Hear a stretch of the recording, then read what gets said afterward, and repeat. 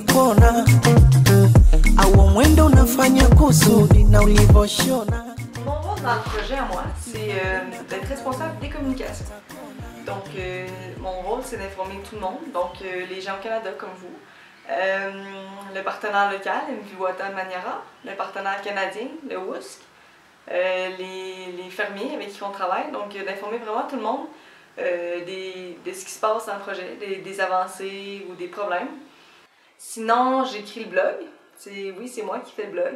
Donc, à chaque vendredi, j'essaye de raconter un peu ce qu'on a fait durant la semaine, que ce soit autant sur le chantier que notre vie un peu plus en dehors du chantier, là, notre vie sociale.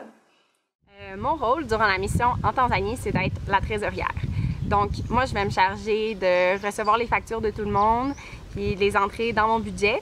Il faut que je fasse le budget, il faut que j'aille le budget qui soit tout le temps à jour. Sinon aussi, c'est de payer les employés. On a plusieurs employés. On a Abou qui est notre contracteur, on a Kouli qui est notre conducteur et notre traducteur. Puis aussi, on a eu des internes, des stagiaires qu'il fallait payer. C'est aussi mon rôle de faire les contrats avec ces personnes-là. Aujourd'hui, je surveillais la construction, le creusage d'un canal secondaire. Donc, je surveillais environ une vingtaine de fermiers qui se relaient parce que le travail est assez difficile, là, ils ne travaillent pas tous en même temps. Les fermiers commencent à être encouragés parce qu'ils voient la fin. Donc, vers midi, on a terminé de la matinée. C'est déjà une grosse journée pour eux. Ils ont commencé environ à 7 h, il fait chaud, le travail est difficile. Donc, après ça, on s'est rendu à notre spot habituel pour faire les rencontres. Donc, en dessous d'un arbre, cactus. Moi, je parle en anglais, beaucoup les traduit. Puis, il y a un représentant qui s'assure que tout est correct. Puis, ça discute un peu entre eux, puis ça se met tous d'accord pour déterminer le reste de la semaine. Cet après-midi, ce que j'ai fait, c'est j'ai envoyé des courriels. Puis, j'ai écrit le blog. Donc, mis les photos, choisi les photos. C'est une partie difficile. Une journée assez remplie, puis mais j'aime beaucoup ça. Aujourd'hui, je suis partie avec lui, Philippe. On a fait 2 heures de route en moto pour aller rencontrer John à Babati. En fait, on avait besoin d'argent ici. Et puis, le WUSC, normalement, qui est notre partenaire canadien, qui a notre compte, nous l'apporte ici à Dungobesh. Mais leur camion était brisé, donc il a fallu le rencontrer à mi-chemin, donc à Babati. Pendant cette journée-là, en fait, John avait dit qu'il arriverait à 10 h, donc il est arrivé à midi et demi, 1 h.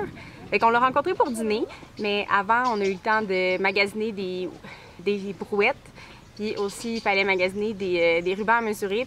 Puis après ça, en fin de journée, en fait, on était inquiets parce qu'on a une crevaison. Puis, dans le fond, nous, il faut revenir avant la noirceur parce que la nuit, il n'y a aucune lumière. Mais on a réussi on a réparé la crevaison juste à temps. On est parti en fait à 5 h, puis on est arrivé vers 6 h 30 ici. Fait que juste avant que la noirceur tombe, on était contents. Ce qui m'a le plus surpris, je dirais que c'est d'être quotidiennement la seule fille sur le chantier.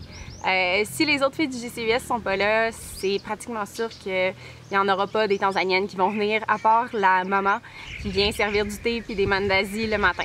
On sait pas qu'on n'a pas demandé, on demande tout le temps d'avoir des filles qui aident à creuser parce qu'on veut vraiment qu'ils s'approprient le projet, mais c'est pas encore dans la culture ici.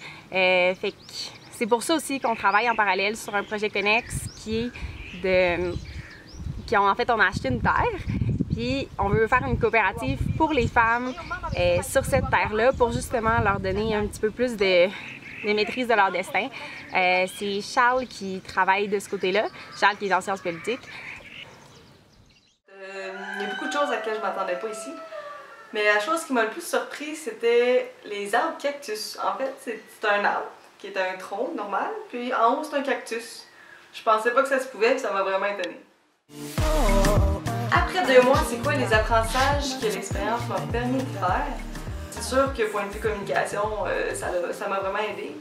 De base, je suis une personne pas tellement extravertie, donc ça m'a sorti de ma zone de confort d'être responsable des communications, puis c'est ce que je recherchais. Comme le stage ici, qui nous sort vraiment de notre zone de confort. Aussi, ce que j'ai appris, c'est de faire avec et non à la place de. Ce qu'on veut, c'est que les gens s'approprient le projet. Donc, il ne faut pas le faire à leur place. Il faut vraiment les laisser faire. Même si des fois, ils ne vont pas faire de la façon dont on pensait qu'ils allaient le faire, c'est à eux de le travailler, puis c'est à eux de le faire, puis c'est comme ça qu'ils vont utiliser le projet.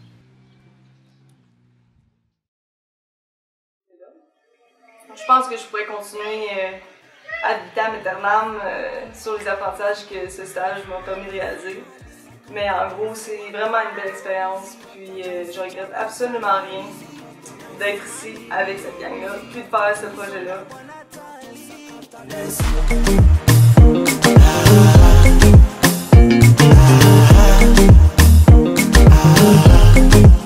Una violencia